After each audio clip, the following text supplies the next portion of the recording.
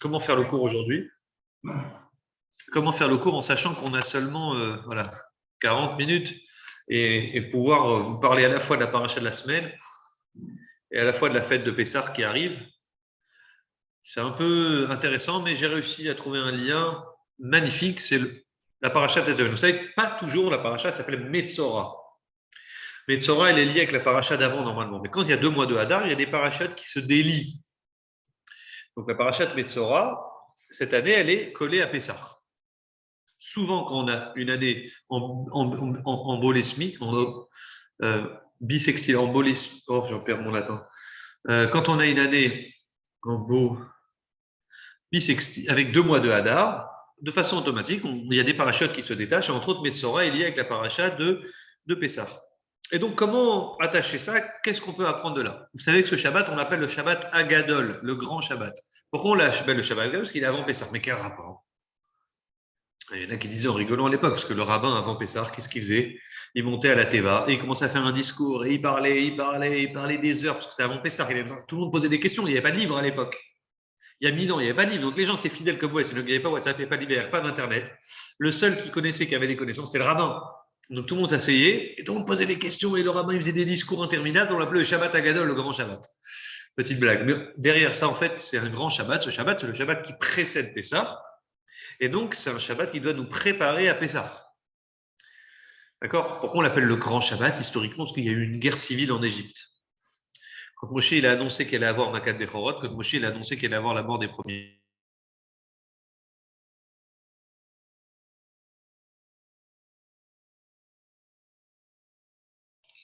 Donc, que je vous disais, quand il y a eu Makat Bechorot, Moshe devait annoncer à Paro qu'elle allait avoir la mort des premiers-nés. Alors Paro, donc les gens ont entendu la nouvelle qu'il allait bientôt avoir Makat Bechorot, et les premiers-nés, ils ont dit à Paro, les premiers-nés, ils avaient un rôle important, c'était le rôle tout simplement de devoir servir. C'était comme des petits dieux, les premiers-nés. C'est eux qui servaient, ceux qui faisaient les sacrifices aux idoles. Ils étaient considérés comme les aînés de famille, ceux qui devaient servir Dieu. C'était, entre guillemets, comme nous plus tard, avant le Hegel, avant le Vaudor, c'était nos premiers-nés qui devaient servir Hachem. Et donc, ce qui est très important, c'est que ces fameux premiers-nés, ils ont été voir Paro, ils ont dit, bon, il y aura la mort des premiers-nés, mais les 9 premières plaies, elles ont marché jusqu'à maintenant. La 10e, elle va marcher. Donc, on va mourir. Donc, il faut laisser les enfants d'Israël, les Israélites, il faut les laisser partir. Sinon, on va mourir. Paro, il s'est endetté, il a dit non. Et qu'est-ce qui s'est passé? Il y a eu une guerre civile en Égypte. Les premiers-nés, ils ont commencé à faire une guerre civile contre les soldats de Paro. Donc, suite à cette guerre civile, un vrai combat fratricide entre Égyptiens, donc les Israéliens étaient au milieu, ils regardaient, ils observaient, ils étaient contents, ils voyaient leurs ennemis s'entretuer. Ça leur a donné un goût de liberté, si vous voulez. La fin de l'histoire, c'est que bien sûr, Paro, il a pris le dessus, et il y a eu Makat Bechorot, les premiers-nés sont, oui, morts. Donc, on l'a appelé ce Shabbat Agadol, le Shabbat, le grand Shabbat. Il y a eu un grand miracle. Au-delà de ça, le Shabbat Agadol d'origine, il est tombé le 10 Nissan. Et le 10 Nissan, c'est devenu une date importante parce que c'est le jour de la mort de Myriam. La sœur de Moshe, elle est morte le 10 Nissan. Pas mort, le jour de la libération. On ne compte pas la semaine de la libération, mais bien avant. Donc, cette paracha de cette semaine, c'est le paracha de Metzora qui tombe le grand Shabbat, Shabbat Agadol, et ça a un enseignement pour nous, comment nous préparer à Pessah. Metzora. Qu'est-ce que c'est que la notion de Metzora? C'est les gens qui avaient des lèpres et des taches. Vous vous rappelez de ce quoi la semaine dernière? Il y a des gens qui avaient des lèpres ou des taches, donc sur leur corps, sur leur maison, sur leurs vêtements, ils retrouvaient des taches de couleurs différentes, aléatoires, etc. Et ça pouvait être des taches impures auxquelles le Kohen devait rendre impur. Et si c'était impur, on devait, au départ, alors, d'abord, avant de toucher son corps, le type, il devait se préparer. Donc, Hachem, d'abord, il ne touche pas d'abord le corps tout de suite. D'abord, il touche la maison du bonhomme. D'abord, sa maison, elle prend feu. C'est un exemple. Et vous avez d'abord une maison, une tache. Il rentre chez lui, il voit sur la brique une grosse tache bizarre. Donc là, il va voir le Kohen il décide est-ce que c'est pur ou impur. Et puis, dans un second temps, si c'est impur, on devra juste enlever dans un premier temps juste comment dire, on doit juste enlever dans un premier temps la pierre. Si ça ne fonctionne pas, alors le Kohen, il revient, il voit si c'est impur. Ensuite, jusqu'à la fin, on doit détruire toute la maison au total. Si le type il continue dans ses bêtises, on va arriver à un stade 2, ça va être comme la paracha la semaine dernière, ça va être ses vêtements Et puis, s'il ne fait pas de tchouva, il continue jusqu'à son corps où là, il est isolé tout seul pendant des semaines et des semaines ad vita aeternam jusqu'à qu'il fasse teshuva. Mais teshuva de quoi? Teshuva de quoi? Des tâches qui apparaissent. Tu fais teshuva de quoi? Alors, la paracha, elle porte bien son nom, Metzora. Metzora, ça veut dire celui qui fait motsira, celui qui fait sortir du mal de sa bouche. Alors, tu parles avec lui, il te raconte que des salades sur les autres. Sa vie, c'est devenu une spécialité, hein, c'est une seconde nature chez lui. Il sait que raconter du mal des autres. Et tu as vu lui, tu as vu comment il fait, je suis pas d'accord avec lui. Tu passes avec lui 5 minutes, tu as envie de te détendre, tu as envie de parler, et la seule chose qu'il a à te parler, c'est de parler des autres. Il y en a, on connaît ce genre de gens. Donc ils sont motsira, ils sortent du mal de leur bouche, leur vie, c'est ça. Donc Hachem, il dit, du fait que tu es metzora, tu fais sortir du mal, qu'est-ce qui se passe quand tu fais du lachonara sur les gens? Qu'est-ce qui se passe? Tu écartes les gens les uns des autres. Moi, je dis du mal de Pierre. Ben, Pierre, il va se séparer de Paul. Pierre, il n'aura pas envie d'être copain avec Paul, puisque j'ai dit du mal de Pierre. Donc, Paul, il va apprendre que j'ai dit du mal sur Pierre. Il ne faut pas être copain avec lui. Donc, il entraîne que les gens se séparent les uns des autres. Donc, le type, il va finir par être séparé lui-même, et lui-même, il va devoir s'isoler jusqu'à qu'il fasse teshuva. Il comprenne ce que ça veut dire être seul, isolé, il va faire teshuva. Mida, Kevegan, Mida, mesure pour mesure. Ça, c'est la base. Et donc, on voit clairement ici que le Metzora, c'est une paracha qui doit nous préparer à l'Égypte, comme on verra immédiatement. On dit le Metzora, c'est une maladie tellement grave, au-delà de la symbolique qu'il est seul, c'est une maladie qui rend impur, et on dit elle est considérée comme quelqu'un de mort. Quelqu'un qui est Metzora, celui qui a ces taches dans son corps, c'est tellement une maladie difficile, pas au sens physique du terme, au sens spirituel du terme, c'est une maladie, la Gemara dit Arba Chashuvim Kemet. Il y a 4 personnes qui sont considérées comme mortes. Il y a 4 sortes de gens qui sont vivants, mais selon les règles de la Torah, ils sont considérés comme morts. Ça veut dire, ils ont une vie, laisse tomber, quoi. C'est une horreur. Le premier, c'est qui? C'est Annie, le pauvre qui n'a pas de toit, quelqu'un qui n'a pas de maison, ce qu'on appelle un SDF.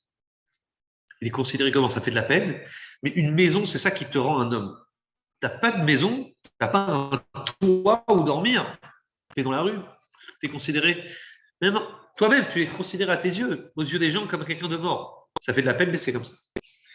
Il y a le Metzora, la Gemara dit même le Metzora. Le Metzora, celui qui est fameux Metzora, qui est sorti du mal, la paracha, qui est isolé, seul, perdu, il est considéré comme c'est une maladie tellement difficile qu'il est seul, perdu dans son coin, jusqu'à qu'il fasse teshuva, c'est terrible. Enfin, il y a l'aveugle, celui qui voit rien, la Gemara dit ça fait tellement de la peine, quelqu'un qui voit rien, la vie lui est perdu. Je comprends ce que je veux dire. Il est considéré comme mort, et bien sûr, et là c'est un truc très important, il faudrait l'accrocher, Michel Obanim, celui qui n'a pas d'enfant. Celui qui n'a pas d'enfant. Un type qui finit sa vie sans rien, sans enfant, il n'y a pas d'avenir, il n'y a pas d'opportunité, il n'y a rien. C'est une vie vide. Il est considéré comme net, comme mort. D'où on sait ça? Rachel, elle est stérile, elle n'a pas d'enfant, elle attrape son mari, Jacob, et elle dit Avali Banim, donne-moi des enfants. Veim Aïn, si j'en ai pas, Meta Anochi, je suis morte. Rachel qui se plaint chez Jacob qu'elle est stérile, elle se dit à Jacob, son mari, je veux des enfants. C'est pas normal. Pourquoi j'ai pas d'enfants? Donne-moi des enfants, sinon je vais mourir. Je suis considérée comme morte, pardon. Bah, Meta Anochi, je suis morte. Donc on voit que c'est vraiment une maladie très grave, le Metzora, c'est pas quelque chose d'anodin, c'est quelque chose de difficile. Et pourtant, ce Metzora, il vient avant Pessah pour nous apprendre quelque chose. Moshe, Kibel, vous connaissez la Mishnah? La Mishnah qu'on apprend aux enfants au Gan Aleph. Vous devez la connaître, vous, cette Mishnah. Vous avez fait le Gan. Moshe, Kibel, Torah, mi Sinaï. Moshe a reçu la Torah du Sinaï. Tout le monde pose la question, Moshe, il a reçu la Torah du Sinaï. Moshe, il a reçu la Torah B Sinaï, dans le mont Sinaï. Il était dans le mont Sinaï. On dit pas, comme si c'est le Sinaï qui lui a donné la Torah. C'est qui le donneur de Torah? C'est Hachem. Donc dit Moshe Kibel Torah, mais Hachem, éventuellement. Mais Moshe Kibel Torah mi Sinaï, on aurait dû dire B Sinaï. Il était dans le Sinaï quand il a reçu la Torah. Donc là, on apprend que le Sinaï, ça a été une condition sine qua non. Le Sinaï, cette petite montagne, lui a permis de recevoir la Torah. Qu'est-ce que cette petite montagne? C'est une petite montagne. C'est la modestie, l'humilité. Un homme doit apprendre l'humilité. La force de Moshe qui lui a permis de recevoir la Torah, sa grande force à Moshe, comme la Torah témoigne, c'est que c'était l'homme le plus modeste et le plus humble de tous les hommes de la terre. Et la modestie de Moshe lui a permis justement de recevoir la Torah. Dans ces cas-là, je me poserai la question, on n'a qu'à donner la Torah dans un trou. Creusons tous un trou, nous les Bnei, on est 600 000 juifs, creusons un trou dans la terre, on se met dans la terre, on est bien creusé, et une fois qu'on est en bas, on reçoit la Torah. Dans une vallée. Pourquoi dans une montagne? Pourquoi d'une montagne? Parce qu'un juif, il doit savoir être fier. Il faut être humble et fier. Ça, les deux vont ensemble. On ne peut pas dire être que humble. Si tu es trop rien, si tu penses que tu es rien, tu es limite dans la déprime, ça t'empêche de recevoir la Torah. La Torah, elle doit être sur un homme, quelqu'un qui est un homme, mais humble. Il faut savoir que tu existes, il faut savoir que tu as une force, tu es un juif, tu as une neshama, tu as des capacités, tu es quelqu'un de capable, mais rappelle-toi que tu es une petite montagne. Il y a plus grand, il y a plus haut, t'inquiète pas, t'es rien. Et si tu as ces deux qualités-là, tu peux recevoir la Torah. Donc, revenons, parlons de Pessah. Et là, on verra le lien avec Pessah, c'est magnifique. Pessah, on nous dit Pessah. Qu'est-ce que ça symbolise? Qu'est-ce que ça veut dire Pessah? Personne ne sait dire quoi Pessah. On fait le. Alors, traduction, tout le monde traduit Pessah, c'est un saut. Hachem, il a Pessah, il a sauté. Il a sauté sur les maisons des Juifs et il a sauvé les premiers-nés juifs et il a tué les premiers-nés égyptiens. Pessah, tout le monde traduit par là. Pourtant, il y a un nom, ça symbolise quelque chose de particulier. On va faire le Seder de Pessah.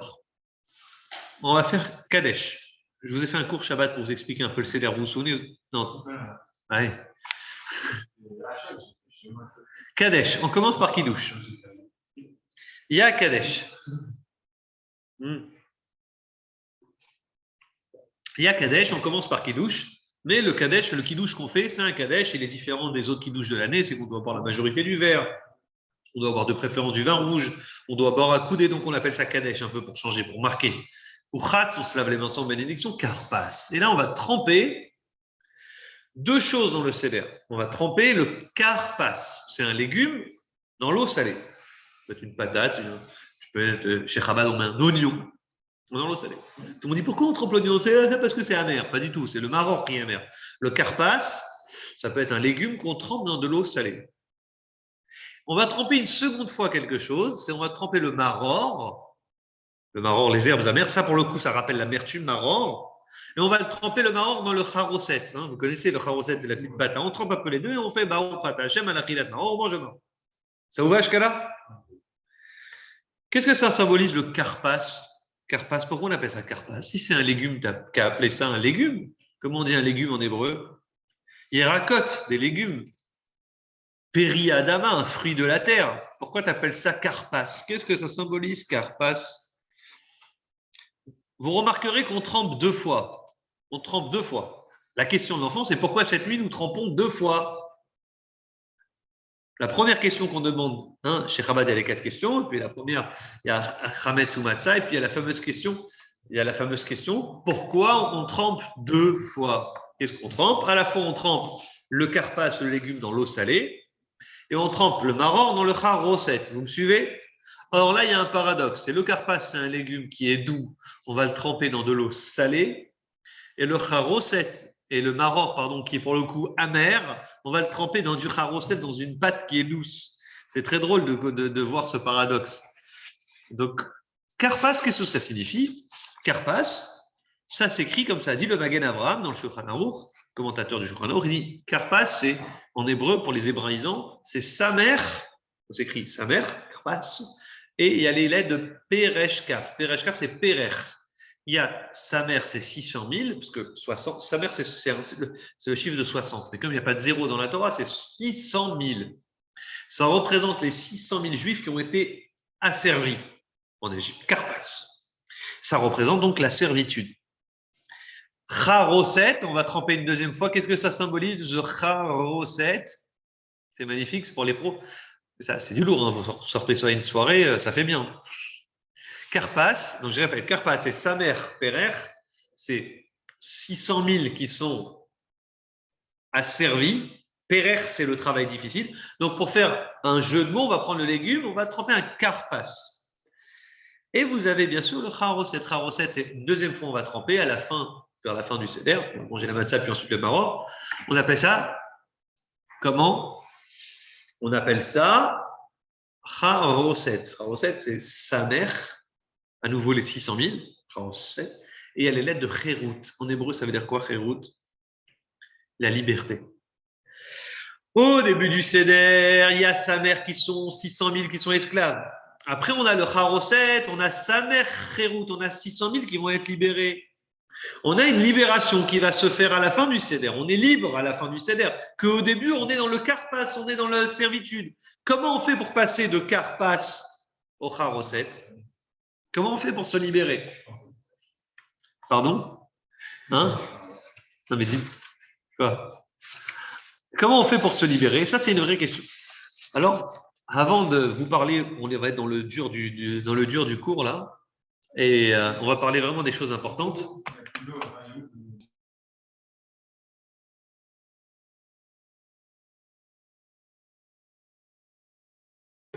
Alors,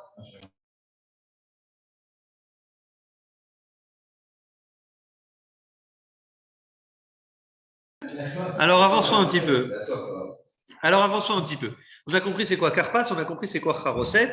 Il ne nous reste plus qu'à comprendre comment on fait pour se libérer. D'abord, il y a un sujet très important qui s'appelle Metzora, vous vous souvenez? Comment on a fait pour arriver en Égypte? Qu'est-ce qui a fait que nous, les Bnei Israël, nous terminons en Égypte? Chazak, bravo. Comment Yosef? Alors, tout démarre de Yosef. Très bien. Donc, qu'est-ce qui a fait qu'on a fini tous en Égypte? Nous, le peuple, on a fini en Égypte. À cause de Yosef.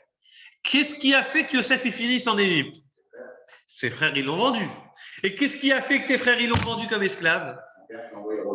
Avant ça, la Torah, oui, avant ça, le passou qui dit Vayave Yosef, Dibatam Ra El Aviem. Yosef a rapporté des mauvaises paroles à son père.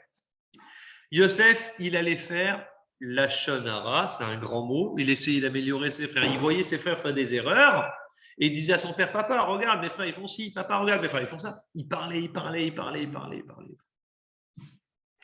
Et tellement il parlait que le verset dit, ses frères, tant qu'il parlait, ses frères sont des bons.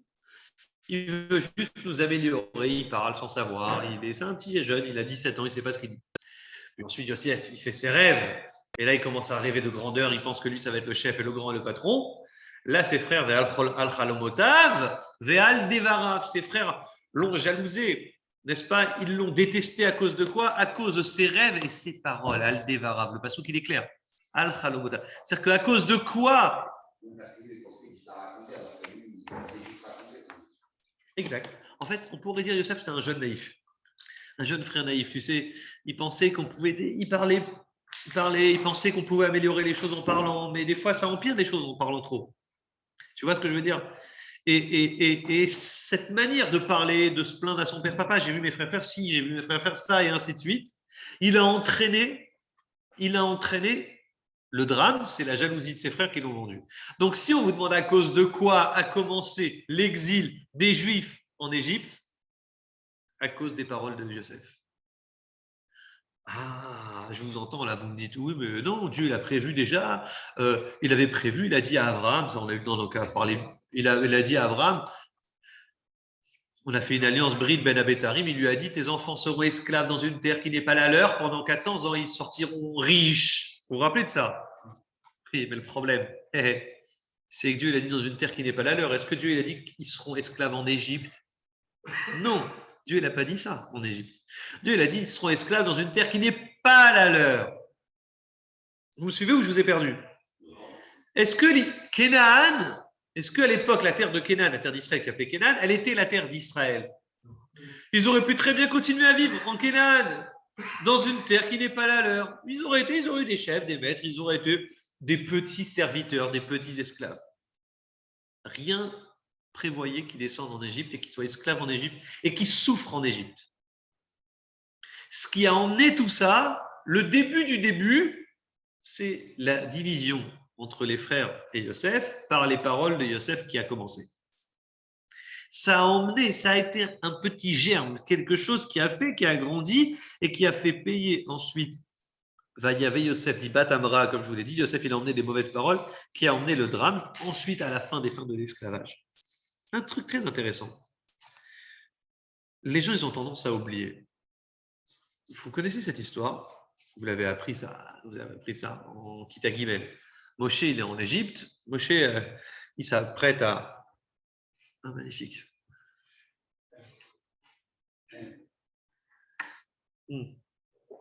Moshe, il est en Égypte. Il a 20 ans, jeune.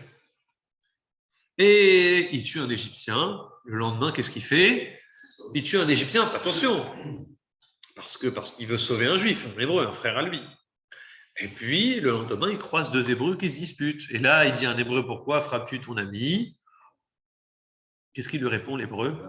Tu vas me tuer comme tu as tué l'Égyptien. Et Moshe dit une phrase bizarre, il dit,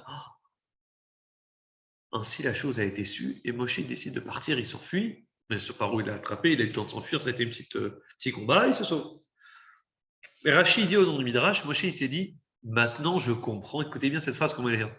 Pourquoi ce peuple ne mérite pas d'être sauvé et il est en souffrance. C'est un Moshe, le grand Moshe qui adore les béné d'Israël. Bon, il a 20 ans, certes. Et Moshe dit, je comprends pourquoi ce peuple ne mérite pas d'être sauvé et libéré. Pourquoi? Quel rapport? Mais t'imagines, toi, tu sauves un gars, tu sauves un juif. Au lieu que tu reçois des applaudissements, ok, tu les reçois pas. C'est pas d'applaudissements. Moshe dit, je suis pas là. Mais il voit que tu fais du bien. Et au lieu du bien, on te fait du mal. Et comment on te fait du mal? Un autre juif, il va cafeter, il va failloter, il va rapporter au pharaon que tu as tué un Égyptien, alors que la vérité, c'était que tu l'as tué pour sauver un autre juif. Donc, encore une fois, c'est des mauvaises paroles. Qu'est-ce qu'il dit Moshe? Il dit, c'est pas le moment d'être sauvé. Et on est reparti pour un tour. Et Moshe, il reste pendant 60 ans, il doit se sauver. Moshe, il revient qu'à l'âge là quand il va sauver les béné Israël, 80 ans. Donc pendant 60 ans, Moshe il a disparu des radars. Et effectivement, c'était une catastrophe. Donc ici, on a un vrai problème. On a un vrai problème. Et la base de tout, Carpas. Carpas. Carpas, on commence par, on est Samer Perer. On est 600 000 qui sont en esclavage. Et on doit changer, on doit évoluer. Et quand on va évoluer au fur et à mesure de la Haggadah, on va se libérer en faisant attention à cette langue. Cette langue, c'est Pessar. Pessar, comme je vous l'ai dit, c'est quoi? La bouche. P, c'est quoi? La bouche qui sar. En hébreu, sar, c'est discuter, comme une sira, un peu, tu pourrais dire. Discussion. Une discussion. Une bouche qui sait parler, qui sait discuter. Chez qui on va être pour changer, pour passer, pour se transformer en Pessar? Chez qui on va aller? Là, j'attire votre attention, c'est fou. Chez un type qui s'appelle Paro. Comment vous écrivez Paro? P, Resh, Aïn, Vav. Pardon, P, Resh, Aïn et E. Donc tu prends le P qui va avec la dernière lettre, c'est le V. Ça fait bouche, P. Et au milieu, Paro. C'est quoi Resh, Aïn, Ra? La mauvaise bouche. Chez qui on va aller? On va aller chez un type qui s'appelle Paro, qui est la mauvaise bouche, qui est celui qui parle et qui nous apprend. On va être chez ce voyou, parce qu'on mérite ça pour l'instant. On va devoir se travailler. Et en fin de Haggadah, on va passer à quoi? On va passer à Pessah, la bouche qui sait discuter. Et ça, c'est le sauvetage des béné Israël. Alors, avant de conclure, un point très important, et là, ça va être magnifique. Les béné Israël vont sortir d'Égypte, merveilleux, on est tous réunis. D'ailleurs, entre parenthèses, on oublie de dire que 80% des Juifs, ils sont morts en Égypte. Il n'en resté que 20% qui sont sans. C'est toujours comme ça. Malheureusement, il y a eu une purge naturelle qui s'est faite. T'imagines? Oui. C'est énorme. Hachem, il avait promis, les gens ils disent, Hachem, il a promis, on serait une grande descendance, nombreuse, etc. Certaines mauvaises langues qui disent, Hachem s'est peut-être trompé de personne, il a peut-être donné ça à nos cousins Ishmaël, tu vois. Pas du tout. Les Juifs, quand ils sont sortis d'Égypte, ils étaient très nombreux, même 600 000, c'était énorme pour l'époque. Même 600 000, c'était énorme. Soit ils sont morts, soit ils ont disparu des radars. Tu sais comment c'est? Mais non, rien. Une fois que tu es en Égypte, tu es pris dans l'idolâtrie, tu as du mal à te sortir, à t'extirper de ça, tu es devenu comme un Égyptien, tu t'es marié, mariage mixte, tu as disparu, voire tu es mort. On ne sait pas vraiment, mais il y a eu beaucoup de Juifs qui ont disparu des radars. Alors, les Juifs continuent leur voyage dans le désert. Et ils vont énerver Hachem plusieurs fois. J'ai besoin d'eau, j'ai besoin de manne, ils vont râler à chaque fois. Et je vous assure, si vous êtes chez vos enfants qui étudient le Chumash avec un prof de Chumash, vous direz, purée, les Juifs, c'est des râleurs. Une fois, deux fois, trois fois, quatre fois, cinq fois. Tu lis le Chumash, je suis purée, ils n'ont pas arrêté de râler en fait. C'est toi qui le dis. Moi, je fais attention aux mots que je dis. Alors, arrive un moment où Dieu il dit stop. Là, Vayena Suoti Serpéamim. Ça fait 10 fois qu'ils m'ont énervé. Ça me fait drôle parce que j'enseigne ça à vos filles. Et des Vayena Suoti Serpéamim. Ils m'ont énervé, cela fait 10 fois. Dieu dit stop, Khalas Moshe, c'est terminé. Je vais tous les détruire. Effectivement, Dieu dit stop, il va vraiment tous les détruire. Les Juifs vont rester à cause de cette faute 40 ans dans le désert. Au lieu d'aller direct en Israël, c'est à 3 jours de marche. Hein. Ils vont rester 40 ans dans le désert. À cause de quelle faute? La 10e. La pire. Non, de Vaudor. Dieu, il a pardonné au Vaudor. Grâce à Moshe. Hein? Laquelle faute? Non, quelle faute? Ah, je veux un nom clair. Les Méraglim, les explorateurs. Ah oui, les explorateurs, les Méraglim, ils sont venus. Il y a 12 explorateurs, dont 2, Yahushua et Caleb, qui n'ont rien dit, et on a 12 explorateurs. Et là, Hachem, il dit, au moment des explorateurs, quand ils reviennent et ils parlent mal, ils font une rébellion, ils vont pleurer chez tout le peuple. Attention, les explorateurs, c'est pareil, ils n'ont pas juste, oh, on ne va pas rentrer en Israël, c'est trop dur, c'est trop puissant, on va tous mourir. Non, les explorateurs, ils ont été répétés à tout le monde, et tu sais, ils ont blablabla à tout le monde. C'est une cata, qu'on ne pourra pas rentrer, c'est trop fort, c'est pas possible. Moshe, laisse tomber, il dit n'importe quoi, il se trompe, il se plante. Ils ont comme ça à râler, à plaindre, à parler. La faute des explorateurs, ça a été leur bouche.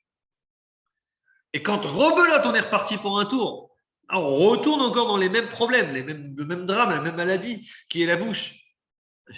Non, là, c'est pas possible. Là, c'est pas possible. On est reparti pour un tour, 40 ans. Hachem, à ce moment-là, il voulait détruire les Béné Israël. Moshe, il sauve les Béné Israël. Et Hachem, il trouve un arrangement. Il dit, bon, tu as raison, Moshe, je ne peux pas tous les détruire. J'ai promis à Abraham, Yitzhak et Jacob. Dans ce cas-là, je vais tous les tuer, mais sans les tuer. Je vais étaler la punition sur 40 ans. C'est comme un type, il te doit 4 millions d'euros, tu ne sais pas comment il te rembourse. Il n'a pas, il est à la panique, il n'a plus d'argent. Exactement. C'est ça qu'il a fait. Tous ceux qui sont sortis d'Égypte sont morts dans le désert, sauf Yehoshua et Caleb. Moshe et Aaron compris. Les seuls, c'est Yehoshua et Caleb. Il y en a qui disent même les femmes, elles ont survécu, parce que la punition était pour les hommes. Exact. Mais Moshe, il a donné un argument, il dit, tu as promis, les Égyptiens, ils vont dire que tu ne tiens pas ta promesse, le monde va dire que Dieu t'est incapable. Donc quoi, tu vas faire toi-même Chilou Hachem sur toi, tu vas dire du mal de toi en tuant tous les Juifs. Donc Hachem me dit, tu as raison, et j'ai raison, ils méritent tous de mourir, mais je ne peux pas le faire, donc je vais étaler la punition sur 40 ans, le temps je régénère une nouvelle génération, et eux, ils vont rentrer en Israël. Le type, il te doit 20 millions d'euros, tu sais, il t'a emprunté, plus d'argent, comment tu fais? On trouve des arrangements, écoute, tu ne vas pas me les rendre maintenant, on va étaler le crédit sur 200 ans, et puis sur 200 ans, peut-être, toi, tes enfants, tes petits-enfants, vous allez payer la dette, c'est vrai. Oui. Donc c'est un peu comme ça, Hachem, il étale la punition. Donc on voit à quel moment tout repart au moment des Méraglim. Et là, c'est vraiment le point le plus important.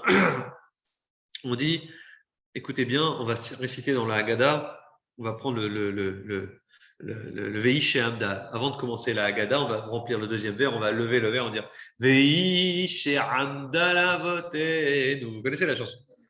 Et quand on va chanter, on dit Shelo echad bilvad. Il n'y en a pas un, Amad alenu lechalotenu. Ils ne sont pas que un à être venus nous détruire.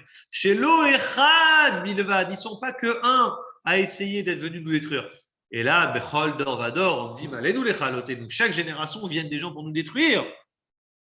Alors, on peut, ça rajouter ce petit chidouche, c'est un chidouche et harim. Il dit Shelo echad bilvad. Shelo echad bilvad. Ça veut dire quoi? Quand on n'est pas Echad, chez l'Oechad, quand on n'a pas un Echad, quand on n'a pas ce Echad en nous, quand on n'a pas ce Echad, cette unité, alors Amad Aledou Lechatenu, les ennemis viennent nous détruire. Comment dire? C'est logique ce que je vous dis, c'est pas genre un c'est super, on va être tous gentils, tous en paix pour toujours. Non, c'est une vraie logique. C'est-à-dire, si on est Echad, en général, tu viens dans une synagogue, tu vois que tout est en paix, tu vois que les gens ils sont bien, ils sont agréables. Tout se passe bien. Tu n'as pas envie de faire d'histoire. Tu viens, quand tu commences à entendre un qui dit une bêtise, l'autre qui dit une bêtise, tu viens, toi aussi, tu commences à rentrer dans l'ambiance. Donc, à quel moment la chalaten ou les gens ils viennent détruire? C'est quand ils sentent qu'il n'y a pas Echad. Mais quand tu sens qu'il y a un Echad, un bloc, oui, tu sens qu'il y a un Echad, personne ne peut nous détruire. Donc, ça, c'est ce Echad. Donc maintenant, comme il nous reste 5 minutes, je suis obligé de vous conclure avec ce merveilleux enseignement du Rabbi. Donc, vous avez compris tout ce qu'on a dit jusqu'à maintenant. Pessah, Metzora, c'est quoi? C'est la Shonara. Donc celui-là, on doit l'exiler, on doit l'enlever loin. Hachem, il n'aime pas, on est Metzora. Donc il faut réparer ce Metzora. Donc comment on fait? Pessah. Metzora, ça tombe avant Pessah. Ça nous apprend à faire quoi? À avoir une bonne bouche. Pessah. Hachem, il nous a envoyé depuis Yosef. Yosef, on a dit des bêtises. Alors on a été en Égypte, Paro, chez le Péra, celui qui a la mauvaise bouche. Alors on s'est travaillé doucement, on a fini par sortir d'Égypte. Pessah, la bouche qui parle bien. Donc, une fois qu'on est à Pessah, tout se passe bien, on va recevoir la Torah. Et puis ensuite, à la fin des fins, à nouveau, rebelote pour un tour parce qu'on a les miraglim. Mais le Echad, on a un Echad. Qu'est-ce que c'est que ce Echad? Alors, le Rabbi dit la chose suivante. Et là, c'est vraiment une conclusion merveilleuse. Vous savez que cette semaine, c'est les 120 ans du Rabbi. C'est une belle, ça va être un beau Shabbat. Donc, un grand Shabbat. Donc, juste pour vous dire, le Rabbi, il dit comme ça. On remarque, il nous reste quelques minutes.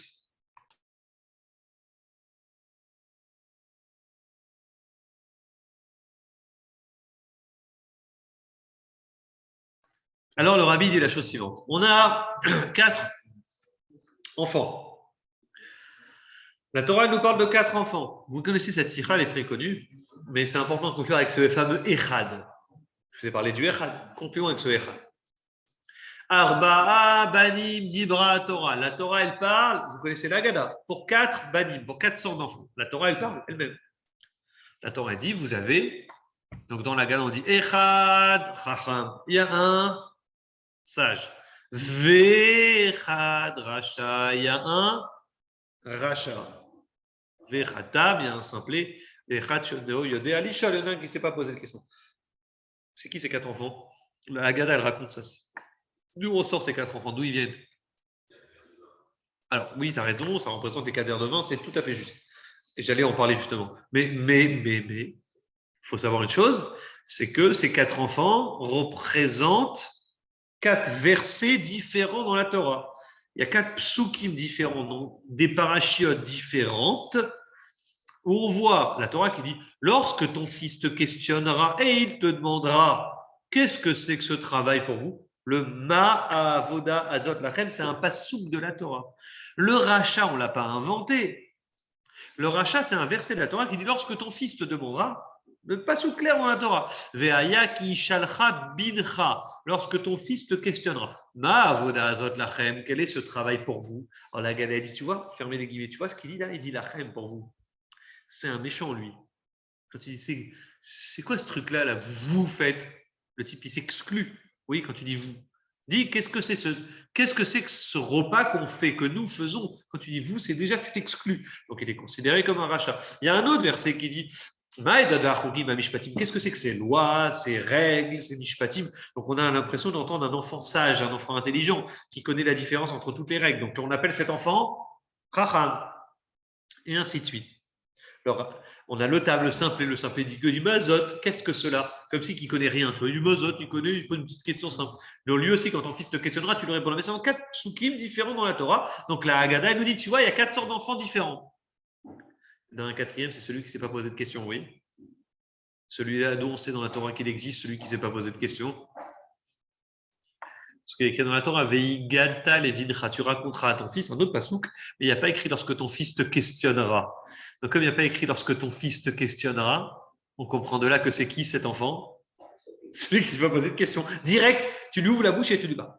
Maintenant, ce qui est très bizarre, c'est qu'on vous retrouve le chacham à côté du rachat. On a le premier, c'est le chacham, le rachat, le simplet, celui qui ne s'est pas posé de questions. Vous me suivez jusqu'à là où je vous ai perdu? En quel ordre ils sont mis? Est-ce qu'ils sont mis dans les 4 sortes de questions qui sont écrites dans la Torah ou pas? Non, pas du tout. Ils sont mis dans un désordre total. Alors là, Haggadah, elle a décidé, on commence par le sage, ensuite le rachat, ensuite le simplet, et ensuite celui qui ne s'est pas posé de questions. Si tu voulais mettre un ordre un peu dans tout ce bazar, tu aurais mis en ordre gentil, tu aurais mis le. Ouais, bravo, tu aurais mis le sage, number one, Tam, le simplet, number two, et à la fin le rachat. On voit exprès que le rachat, il est à côté du rachat. Alors dit le rabbi comme ça, un chidouche que tout le monde répète aujourd'hui. Bien sûr, comme dit le Abou Deram, un commentateur qui a vécu à 700 ans en Espagne, il disait comme ça, il dit que c'est en ordre d'intelligence. On a le chacham, le sage, On a le rachat, le voyou. Mais le voyou, il est intelligent, il est plus intelligent que le sage. C'est les vrais méchants qui t'embêtent dans la vie. Je sais pas, on n'a jamais été prof, on ne peut pas savoir, mais il y a le mauvais en classe. Mais le mauvais, c'est tellement mauvais qu'on rigole de lui, en fait, et tout le monde rigole, et même lui, il rigole de lui. Il y a le vrai mauvais. Le vrai mauvais, c'est qui? C'est celui qui est intelligent et qui t'embête. Il y a parmi les élèves celui qui est sage, qui est intelligent, mais pas pour avoir des bonnes notes. Il est intelligent pour t'embêter, pour poser des questions, pour te, comme ils disent les Ashkénazes, pour faire schmet. Les schmet. Ils sont là, ils t'embêtent. Mais parce qu'ils t'embêtent, parce qu'il est vraiment intelligent. Mais sauf qu'il utilise son intelligence pour des bêtises. C'est un rachat. Et donc, en fait, ils sont mis en ordre d'intelligence. Donc, qui est-ce qui doit sauver le rachat? Le chacham. On met le chacham en premier. Et dit le rabbi précédent, le rabbi Yosef Yitzhak. Il dit, il y a un echad chez chacun. Je répète. La Gada dit, il y a arba abanim, il y a 4 enfants, dit la Torah. Il y a echad chacham. Il y a un sage. Vechad racha et un racha. Vechad tamé, un simple. Vechad chéneux d'alishol. Et un qui ne s'est pas posé de question. Je te pose une question, moi. Moi, je te pose une question. Ils sont 4. On sait compter. Si la Gada dit il y a 4 enfants, tu n'as qu'à dire il y a sage, le et t'enchaînes. Pourquoi tu dis 1 plus 1 plus 1 plus 1? Pourquoi je me dis 1? On sait compter. 4 fois 1, ça fait 4. Si on nous dit en introduction, il y en a 4. Cite-moi les 4 sans dire et 1, et plus 1, et encore plus 1. Il y a une part de Echad chez chacun. Le rabbi précédent dit il y a un Echad de Dieu. Echad, c'est Dieu, l'unique, le seul. Shema Israël, Hashem Elokeinu, Hashem Echad. Il y a un Echad chez chaque juif, même chez le rachat. C'est dur à imaginer, mais même le voyou, le méchant qui veut embêter, il y a un Echad. Il y a un juif, il y a une part de judaïsme très fort, une échama très forte chez chaque juif. Il y en a un qui a du mal à le révéler, c'est le rachat. Comment il doit faire le rachat pour révéler sa part de Echad qui attend lui? Avec le chacham. Le chacham, il est là pour révéler au rachat son travail. Alors, c'est très intéressant que le rabbi dans la Sira, il dit d'abord le rachat. Il y a un enseignement pour le rachat, je conclue avec ça, promis. Le rabbi dans la Sira, il dit comme ça, il conclut comme ça. Il dit il y a un enseignement pour le rachat. Le rachat, il doit se rappeler jamais, jamais, jamais tomber. Quand il tombe, il doit se rappeler jamais déprimer. Parce que quand tu déprimes, qu'est-ce qui se passe?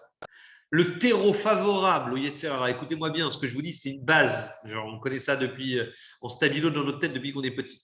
Le terreau favorable au Yetzirara, c'est la déprime. Quand il voit un homme qui est déprimé, qui n'est pas bien, là, il lui tombe dessus, c'est une cible facile. Il faut être fort, il faut être toujours joyeux, il ne faut jamais être déprimé. Quand tu es déprimé, tu tombes dessus, c'est très fort. Ouais, tu sais, le type dit, je ne suis pas bien avec tout ce qui m'est arrivé, maintenant je peux me permettre. Tu connais le truc. Ça, c'est le rachat. Le rachat est tombé bas. Alors, qu'est-ce qui se passe? On doit avoir qui à côté de lui? Il doit se rappeler, le rachat, qu'il y a toujours quelqu'un qui va venir le sauver. Arrête de croire que tu es seul, perdu, isolé. Il y aura toujours un chacham qui va venir, qui va travailler, qui va t'aider, qui va te sauver, qui va t'aider. Et là, ça t'évitera de tomber très bas. Mais apprends, rachat. Et le rabbi dit vraiment rachat. Lui tire les oreilles. Apprends, rachat, que tu es V-Echad, rachat. Il y a un Echad chacham. Il y a un sage. Et V-Echad, rachat. Et il y a un et un rachat. C'est quoi Vav en hébreu? C'est ET. Et ET, c'est-à-dire que tu dois te coller avec celui qui te précède. Il y a un chacham avant toi. Tu veux être sauvé, il te lance une bouée de sauvetage, accroche-toi et sauve-toi. Arrête de te suicider. Au moins, colle-toi au chacham. V-E-T. Si tu apprends ça, c'est bien. Maintenant, le chacham, lui aussi, il y a un message pour lui. Le chacham, il ne doit pas dire, et moi je suis chacham, et moi je suis ci, et moi je suis ça. Tu vas dire, il va se noyer, laisse tomber. Il doit s'occuper du rachat, il doit s'occuper, c'est ton rôle. Tu ne vas pas commencer à prendre et profiter que pour toi, et dire, voilà, et qui m'aimera verra. Non, il faut t'occuper, il faut aller vers l'autre, il faut t'occuper, il faut faire un travail minimum. Et là, c'est là vraiment la merveille. Et donc, ce rachat, on doit le sauver, on doit l'aider, et c'est sur lui qu'on va réciter toute la Haggadah.